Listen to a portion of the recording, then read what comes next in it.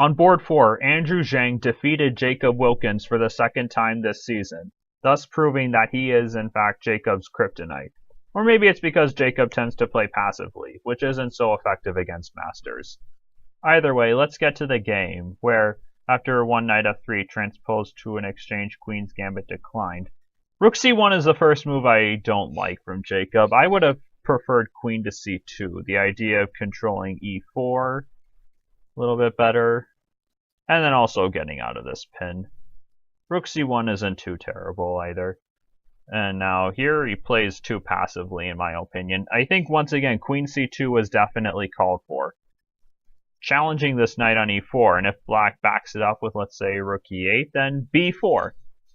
Standard minority attack is coming with b5, and if black goes queen takes b4, then just rook b1, and white will regain this pawn on b7. I think that would have been the way to get counterplay for white, and, well, counterplay is a good thing in chess. Instead, he plays passively, and not surprisingly, his position gradually declines. And here black is clearly better because this knight on d3 is very strong. But even still, white's position is very solid. It's not easy to break him down. Well, until he goes f4. I think f4 is, in fact, the losing move. And by the way, I would have preferred here rook c3 instead of queen f1. I don't understand the point of queen f1. I would have preferred rook c3 to take control of the c file. But really, f4, sorry. f4. This is, in my opinion, the losing move. If white had gone f3, I don't think his position is that bad. If black goes straight for the win of the e3 pawn, then white can go king h1, queen takes e3, knight f5 with a fork, and black is actually forced to take a draw here. King g1, knight h3 double check, king h1, knight f2, king g1. And it's a really nice escape for white. Okay, black did not have to go for the win of the pawn. He has other options to preserve some advantage, but overall I think f3 was definitely called for from a strategic point of view. f4, however, makes more weaknesses, and now white will never be able to challenge the knight on d3. Now black goes rook c7, doubling on the c file, threatening to infiltrate with rook c1. Okay. So white stops that, but then black infiltrates on c2 instead. And now after queen g4, the knight is hanging. If the knight moves, then let's say there are lots of possible moves. Rook f2 is just one of many. White will have to give up the queen, and that should not be any good for white. Instead, white agrees to give up a pawn with rook c3, knight c3, knight b2, knight e4, queen e6, queen f3, queen a2. And to Jacob's credit, he finally attempts to drum up counterplay, but at this point, it's much too late. Black's pieces are so active that it's hard for white, impossible in fact, for him to take advantage of this pawn on f6, which would allow a checkmate if, let's say, the queen could get to g7. So, for example, if white plays queen h3, queen e4, well, not only does queen c8 not work because of this rook, but even if it did, queen c8, king h7, queen f8, black is just checkmating in one move.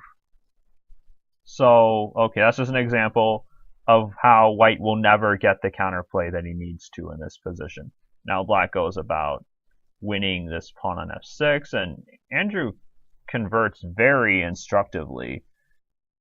Notice that, for example, here, he doesn't beg for a trade of queens by playing queen e3. He just stops the queen from checking on d8, and he finally pushes his pawns. Again, he does not beg for a trade of queens with queen d4. He's pushing his advantage. And now, finally, when Jacob makes a real threat with queen h6, he plays queen e3, not to beg, but just to stop the threat. Queen e3, knight e3, rook f3, knight c4, and now black is clearly, completely winning. These pawns are going to push side by side, and white has nothing to do over on the king side. And the rest is easy. And now white simply resigned. So St. Louis ended up losing the match 2.5 to 1.5. This is the third straight week where both boards 3 and 4 lost. which makes this team look a lot worse than it actually is. Even though the Archbishops have fallen into a slump recently, with 2 losses and 1 draw over the past 3 matches, they are still in sole first place in the Southern Division with a record of 3.5 and 2.5. So they're still doing okay from a playoffs point of view. And besides, I will predict ever so boldly that this team is not going to lose every single game on boards 3 and 4 for the rest of the year, especially not with the addition of National Master Spencer Feingold, who should hopefully fortify board 4. The Kingfishers, for their part, have improved their record to 3 and 3 and moved into sole second place in the Southern Division. Don't mind the geographical incongruity of Baltimore being in the Southern Division. It's mostly because there isn't really any room in the league to put them anywhere else. The Eastern Division is already full, and the Western Division would look even dumber to put them in.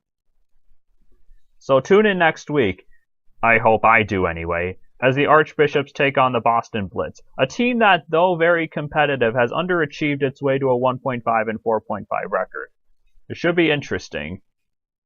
This is Alex Richter, and I hope to see you again soon.